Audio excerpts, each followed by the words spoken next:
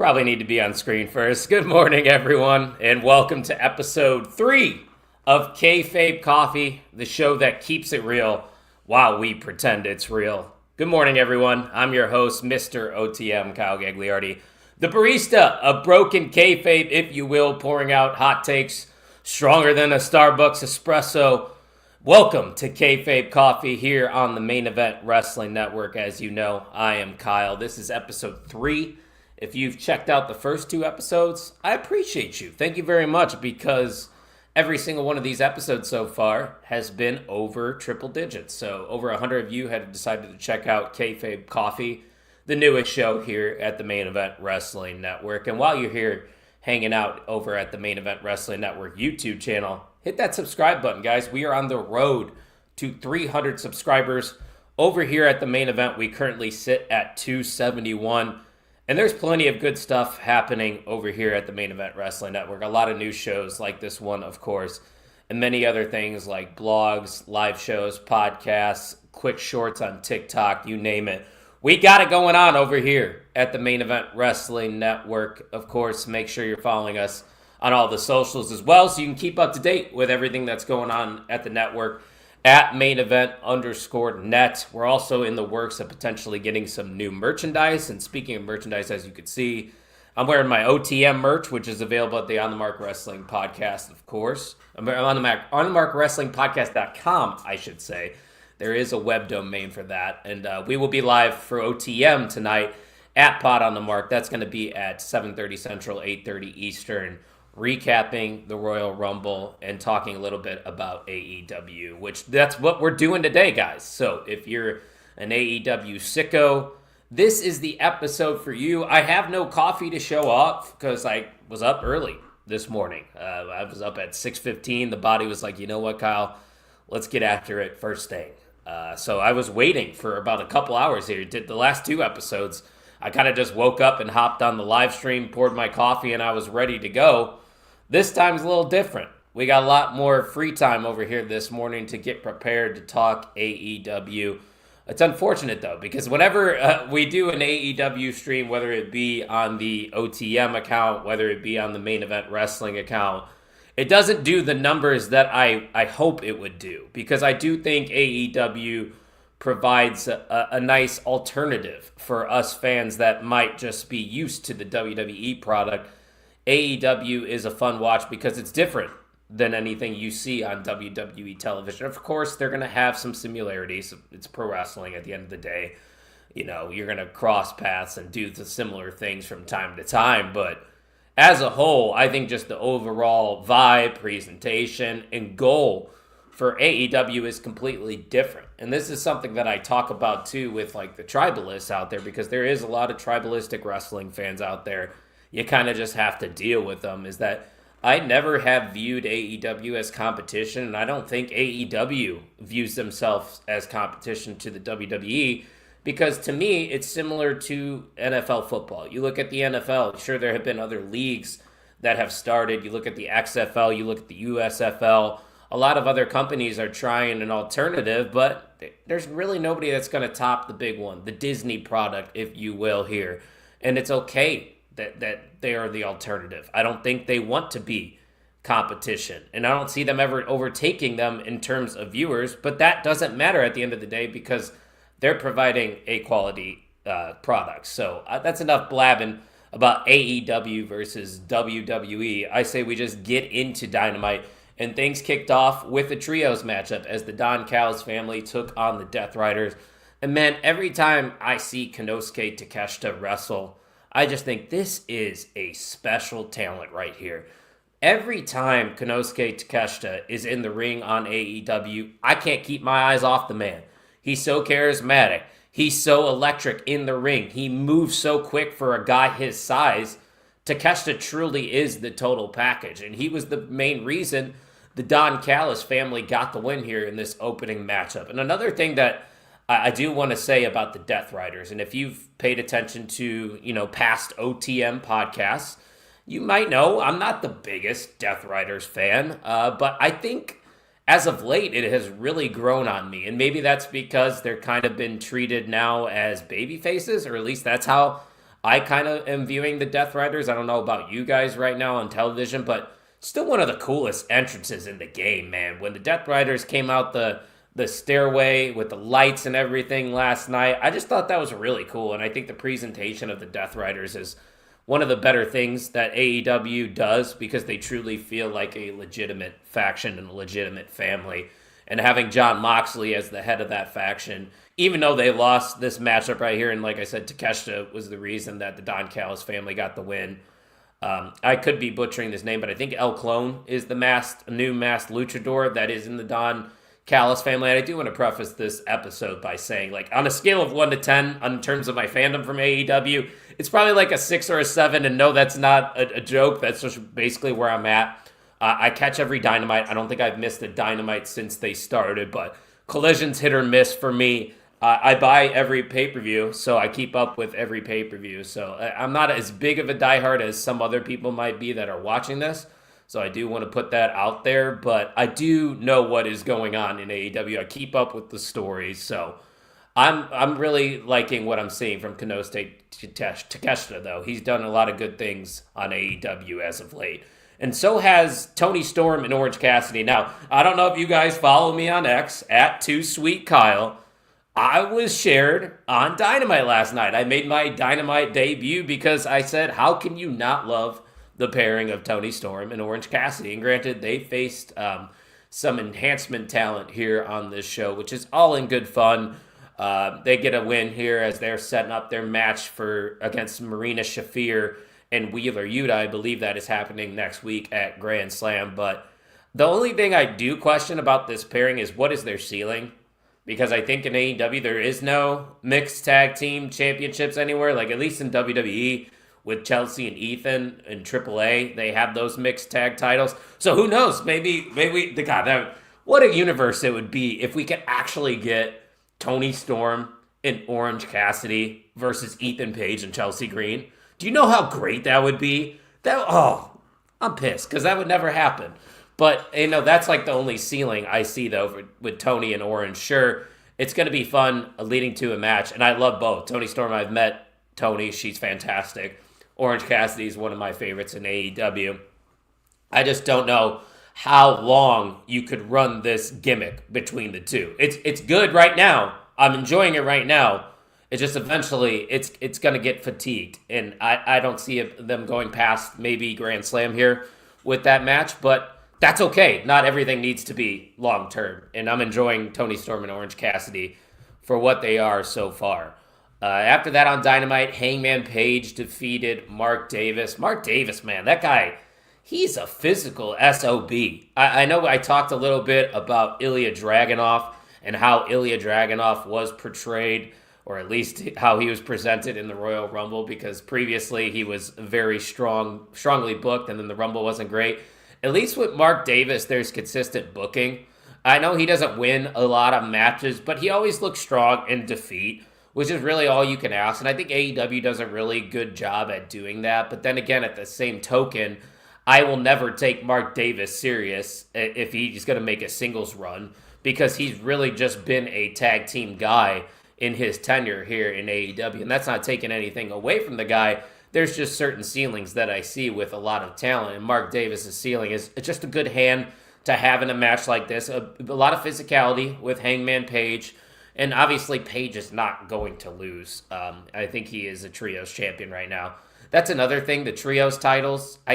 They are starting, it seems, to invest more time once again into the Trios division, which I do like, because if you're going to have those Trios titles, not many companies do. You better invest some time into it. And especially now that the WWE seems to actually be putting a focus on their women's tag team champions, AEW can capitalize and put more of a shine on the Trios titles again, because for the longest time, or at least in my opinion for the last year, I feel like the Trios titles have been afterthought because of them debuting the new AEW women's tag team titles. And that's another argument I see online. That could be the case. A lot of people think that the WWE is investing a lot into the women's tag team titles right now just because AEW introduced tag titles for their women's division. That might be the case. But if that is the case, good. good. I want them to get better, and I want them to invest time into the tag team division on the WWE side of things, because not every woman on the WWE roster needs to be in the main event scene 24/7. Look at their WWE tag team champions right now. Rhea and Io, two of the biggest stars in the company, and they're holding it down in the tag division. That's sometimes how you have to go about building up a division that really didn't have a lot of buzz. You have to throw together single stars like that. You go over to AEW.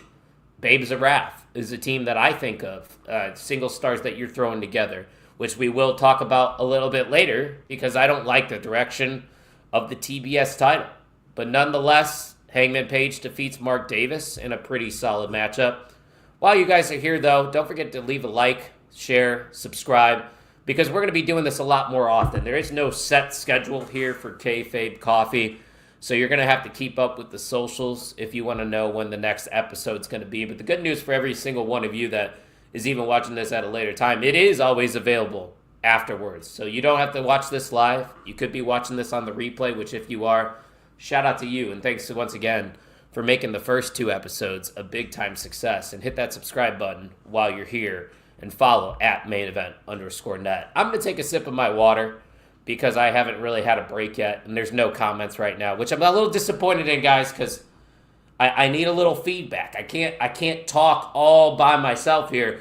And I'm curious, where's the AEW sickos? You guys act like you love AEW so much, but every time I want to talk AEW, none of you are live in my chat.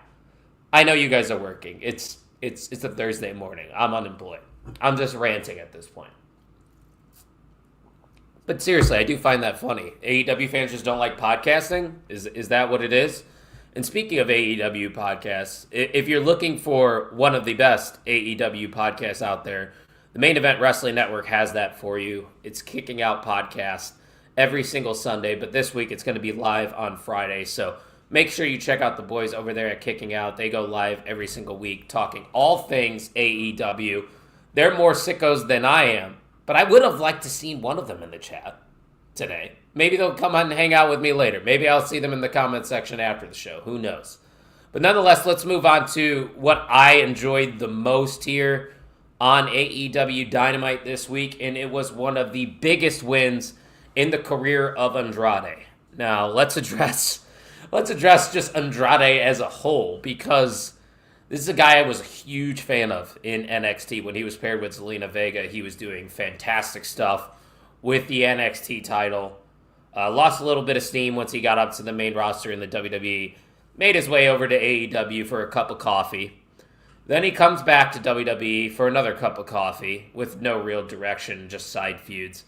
And now he's back in AEW, and it seems like this is the time that AEW actually wants to invest in Andrade, because you just don't hand out free wins against Kenny Omega unless you have a plan and a direction for Andrade. Obviously, we know Andrade is going to face off against Hangman Page now for that #1 contendership, but I wouldn't be surprised if we're talking about Andrade taking on MJF in the near future. It really seems like AEW is all in on Andrade this time around, and you better be, because if it doesn't work here, I don't know where Andrade goes. I don't know if he comes back to the WWE. I think that would just be overkill. I think this is the final destination for Andrade. This is a make-or-break run for him, and they're putting all their chips in the middle right here and saying, all right, Kenny Omega's a little older now. He maybe isn't the same. He's 42 years old. I mean, he's still got a lot to go, hopefully, depending on his health. And Andrade's 36, so I guess Andrade needed this a little bit more at this time. And it was probably the best matchup on Dynamite last night, really strong, which is not surprising between these two men right here. The Andrade gimmick is interesting. It's kind of had a lot of iterations over the years. Now the attractive women are ringside. That's part of it. So those women are going to be following him from match to match, I guess. He's also wearing gloves like he's Calvin Johnson. He's got the Nike Swish logo on it. Okay, it's once again, I don't think Andrade's for me anymore. I just have seen him move around too much to where I'm like, all right, I mean, I'm seeing so many versions of you. I don't know what is the true Andrade. But once again, we might see the true Andrade here in the next couple years in AEW. Maybe this is where he really establishes himself as that main eventer that a lot of people thought he was going to be in the WWE. But overall, good piece of business there. Andrade defeating Kenny Omega. Definitely the biggest, I think, highlight from AEW Dynamite last night, or at least the thing that's going to take most of the headlines coming out of last night's show. After that, tag team eliminator between Megan Bayne and Penelope Ford, who took on the Babes of Wrath, who, of course, are the Women's Tag Team Championship. And as you can see, I proposed the question here on the graphic, TBS title overshadowed. I do love the Babes of Wrath. I was rooting for them to actually become the inaugural champions. That they did, so congrats to them. My only thing is that you got Willow holding that TBS title, which should be the second most important title in your company, at least in the women's division. And now I feel like it's just an afterthought. And I think they probably should have put some thought into that before putting the TBS title on Willow, if they knew the plans were going to be that they were going to put her in a tag team championship, or at least in the inaugural tag team champions. I don't know. It's just not for me. I feel like when you're holding on the two belts, it really creates a problem, especially if you look at Sol Ruca, who was holding two titles. It was a little bit different because Speed is a different format. So I wasn't too mad at that, but the only problem I had with Sol Ruca is she wasn't defending the North American title that much. So I'm assuming Willow Nightingale is not going to be really defending the TBS title if she's involved in this tag team title scene, which, once again, another solid matchup here. Megan Bayne and Penelope Ford work well together as a unit. I'm honestly surprised they didn't, get the first crack at the titles, because they were one of the few teams that was actually established over some time. Like, Megan Bayne made her debut, and she was paired right away with Penelope Ford. And now that matchup, I think, is going to be happening since Bayne and Ford were able to defeat the Babes of Wrath. They're going to get a title opportunity next week. I think it's at Grand Slam. I believe Grand Slam Australia is next week, if I'm not mistaken. But once again, guys, I'm not as big of an AEW sicko as you might be, so I could be wrong. So if you're watching this, leave it in a comment. I'd greatly appreciate it. But yeah, I'm not too mad at this. Like I said, it was okay. Megan Bayne and Penelope Ford, I still don't know if they're going to get those titles next week. I think they're going to probably eat another loss, which kind of sucks, because eventually those two women are going to have to get a crack at something. If I'm not mistaken, Megan Bayne, has she won anything since she came to AEW? I could be forgetting, but I don't think Megan Bayne has held any titles since she's got to AEW, and I'd like to see her hold some gold very shortly here. After that, Ricochet retains his national championship over Jack Perry. Another solid matchup back and forth between these two. I didn't really understand why they brought the national championship into the fold. That's been a critique of mine for years now with AEW. It's just like, I feel like they have too many titles to where most of the titles don't really have much value to me personally. And obviously, I should be giving this some more time, because the national title is relatively new. So I have to at least give them a chance to establish it a little bit here. But, we got a good match. I can't complain too much. And I know this is just, once again, me probably nitpicking, but that's the problem I have sometimes with AEW. Is like, every match sort of feels the same at times. At least the format and the flow and the timing. I would like them occasionally to do a squash match, which they did in the main event, which we will talk about here in a few minutes, which was fantastic. Like, change up the format from time to time. Like, NXT has a different flow, and that's just the kind of flow that I prefer. But AEW from time to time, it's like, man, all these good matches, I can't keep up. What's going on, Eric? Good to see you in the chat. The first comment of the night, or the morning. It's not the nighttime. It's the morning here. See, I already got my time messed up. Michael said, thanks for uploading this video. You know what? You are welcome. I'm going to upload a lot more vehicles. They didn't embarrass MJF. That is not embarrassing at all. And once again, you're jumping the gun, Eric. We got another few topics to talk about, and then I'll get to Brody King squashing MJF. But yeah, Ricochet retains his national title. I don't really know what the direction is for the national title going forward. Once again, I don't pay as much attention to AEW as some of you might, so one of you in the comments can tell me maybe where you think the direction of that title is going. But, overall, Ricochet is talented. Ricochet is doing better things than he was doing in WWE. This character is definitely working, and he's got, I'm forgetting the names of the two guys that he's with, the two big Samoan dudes. That The Gates of Agony, I think, is what they're called. Might have a different name now, and I'm totally blanking on it. Once again, it's very early in the morning, so if the chat can help with a little assist there, I'd appreciate it. What else we got? Moxley needs a break to me. Yeah, that's something I would agree with, because I feel like we've seen at least a different. We have seen a different Jon Moxley. I was gonna say we've seen the same Jon Moxley over the past year, but he's kind of turned babyface as of late. But I understand people that say he needs a break, because I swear to God, that guy just goes from title to title in that company and never takes a week off. That dude's been in the title picture, any title picture, since that company started. It's honestly crazy. Jon Moxley is definitely the ace of AEW and has been since their inception. All right, let's get to the main event then, and then we could talk a little bit about AEW Grand Slam happening next week, and then we're going to get the hell out of here. Not every show is going to be super long. If it needs to be short, it's going to go short, because I do whatever the hell I want over here. We get a main event eliminator qualifying match as Brody King, good Lord. Brody King essentially squashes MJF in the main event due to a little bit of a distraction, of course. But nonetheless, Brody King gets a convincing W there over MJF. And like Eric said a little bit ago, why did AEW have to embarrass MJF? I don't think that's embarrassing whatsoever. Honestly, think it was needed. I think Brody King needs to be looked as a major single star going forward. And the only way that you're going to make him look credible enough for that matchup for that world title is by having a squash match like this. I loved what they did here. This is something they don't do often. This is what I was talking about just a couple minutes ago. Switch things up. It's okay to have a squash match and surprise people from time to time. Sure, that might be in kayfabe embarrassing to MJF, but I think that just going to enhance the Brody King character going forward and make him look more like a dominating figure, which he is. I mean, we saw it with one half of the tag team champions with Brodito last year. They were arguably one of the best tag teams in professional wrestling.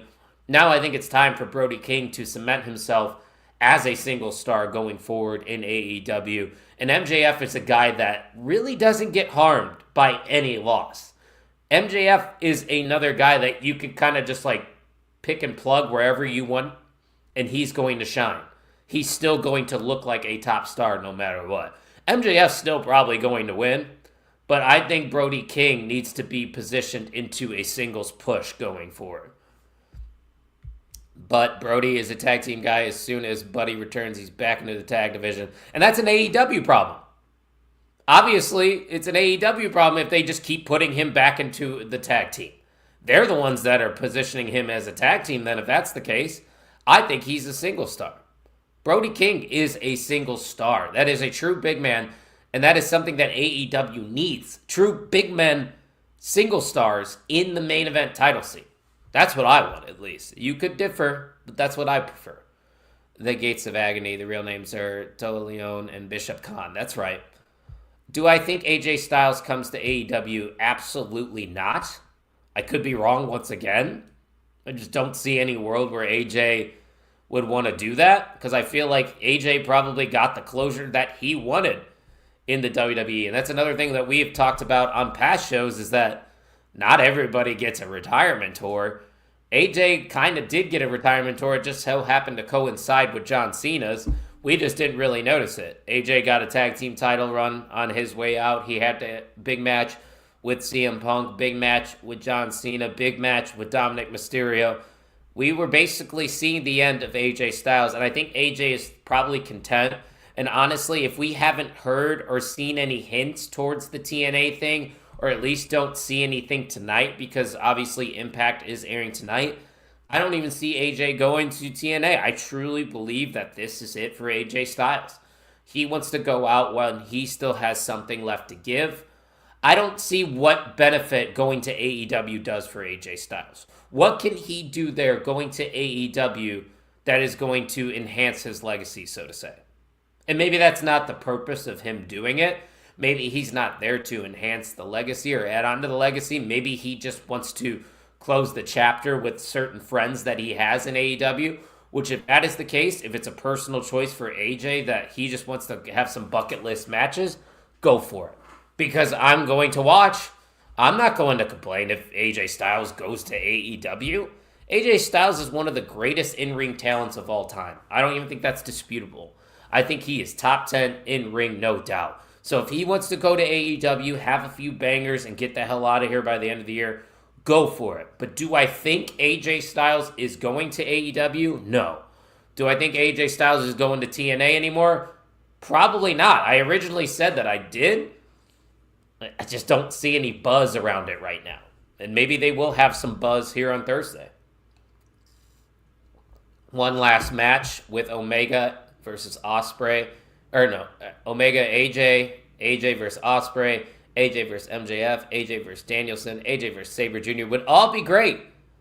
I don't even know if Danielson, I can't even talk this morning, would be wrestling in AEW anymore. We haven't seen him hint towards coming back anytime soon. It's been a couple months, right? It's been a year, I think, since Danielson retired pretty much. It's crazy. It's almost been a year. But let's take a look at AEW Grand Slam's card. I believe it is going down next weekend. You're going to have Moxley versus Takeshita. That's going to be for the Continental title.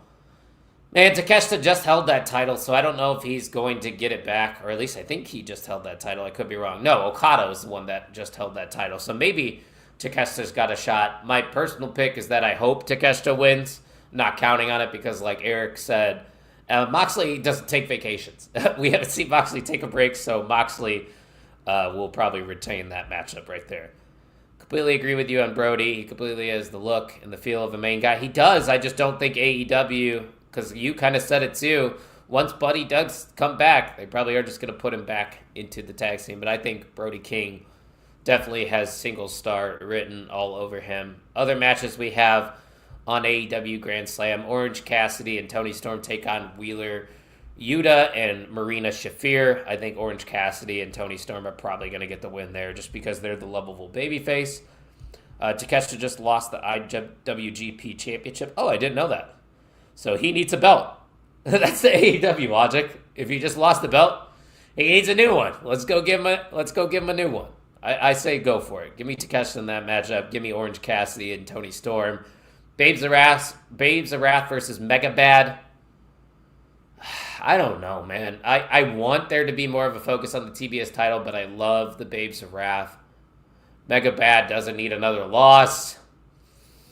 Give me Babes of Wrath. I know it's not the popular pick probably, but I'm going to go with Ann Still there. I think they're to keep the titles on Willow and Harley Cameron going forward. Eric's going with Mega Bad. You see, don't say Mega Bad. Jeez, we don't want to make this political over here. This is a non-political network. It's Mega Bad, not Maga Bad. You can definitely take that another direction, though, if you want to. I'm not a political person, but if you want to take that a different way, you can. And then we got a number one contendership match, Andrade versus Hangman Page. I actually think it's going to be Andrade. I really think they're investing a lot into Andrade right now, even though I'm more of a Hangman Page fan. And Hangman Page is the babyface. I feel like we just saw him in MJF, so I think that we can prolong that a little bit longer, delay that. I'm going to go with Andrade to pick up the win and become the new number one contender for MJF's world title. And then after that, MJF versus Brody King, the title will be on the line, but the title is not changing hands. I think it's going to be a very strong showing for Brody King when he does take on MJF, but I don't see AEW pulling the trigger anytime soon, taking the title off of MJF, which honestly, they shouldn't. When I've said it a million times, when MJF is the world champion, AEW is at its best. I truly believe that because you could set up so many good babyface challengers like a Swerve, like an Ospreay, like a Hangman Page, like a Kenny Omega to go up against an MJF. Honestly, I might have missed the Swerve stuff last night. I didn't catch everything from Dynamite, to be completely transparent with you guys, so I'm not sure what happened with Swerve last night. I could be totally missing a big part of Dynamite, so I apologize. That's the thing, though, with Eric, and that's why I like having people in the comment section. Some of you are paying better attention than I am, because there's a lot of wrestling to watch. There's a lot of wrestling to talk about, especially with me having all this free time. So please get involved in the comments section, whether you're watching this live or watching this at a later date. That is the best way that these shows run, because most of our shows here at the Main Event Wrestling Network are going to be in a live format, which I believe is more fun and more authentic, because anybody can edit out anything. Anybody can do anything on a pre-record where there's no pressure. But I truly believe it takes a special skill to continuously do live shows, and that's what we do here at the Main Event Wrestling Network. So hit that subscribe button for more. We are on the road to 300 subscribers. I think we are 29 away. So we are getting there. I think we can get to 300 definitely by Memorial Day weekend.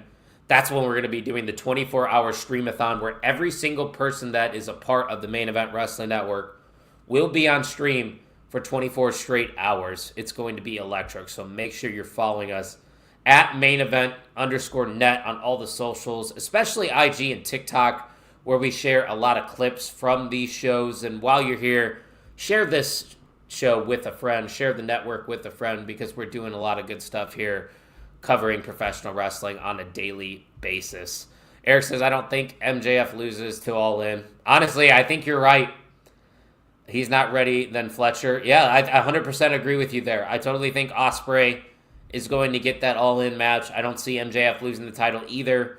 And then Fletcher might be next in line. They do Fletcher versus Ospreay going into the winter of 2026. That's where the money's at, AEW. AEW's been good as of late. I know I said a lot of things critiquing him, but I mean it in the best way possible, because I do think AEW is kind of restoring the feeling for me personally. This is something that I've said before in past episodes on other shows. From 2021 to 2022, there was a 2-year period there where AEW was my favorite wrestling company on the planet. And I still think there is a world where AEW can take over that number one spot for me personally. And going back to what I said earlier, AEW is an alternative to WWE. They're not competition, and that's okay. We can all accept that. Maybe some AEW diehards would say, oh no, they're eventually going to take over the WWE. You can believe that. That's okay. I'm not going to believe that, and that's okay. We can all get along. It's okay. I'm saying okay a lot now that I realize it. But guys, there might not be an episode tomorrow, because I don't know if I'm going to be able to catch Impact. If I do catch Impact, I will let you know. But there is OTM tonight, live at 8:30 Eastern. We are going to be discussing the fallout to the Royal Rumble, sharing our thoughts on that, and talking more about AEW over there with Ian, with Tucky. So make sure you're following us at Pod on the Mark. That show, like I said, is tonight. The next episode, though, for Kayfabe Coffee, I think will be this Saturday. I'm going to try to get a special guest or two lined up for Kayfabe Coffee early Saturday morning. So make sure you're following us at mainevent_net and following me at 2SweetKyle, so you could get an update on what time Saturday's episode is going to be. But to be completely transparent up front with all of you guys, I'm thinking about 3 to 4 episodes of this every single week until I get a job. And then after that, obviously, the schedule is going to be less and less. But a lot of good stuff going over here, like I said, at the network. I appreciate you guys stopping by for another episode of Kayfabe Coffee here on the Main Event Wrestling Network. And I'll talk to you guys next time. Take it easy, everyone.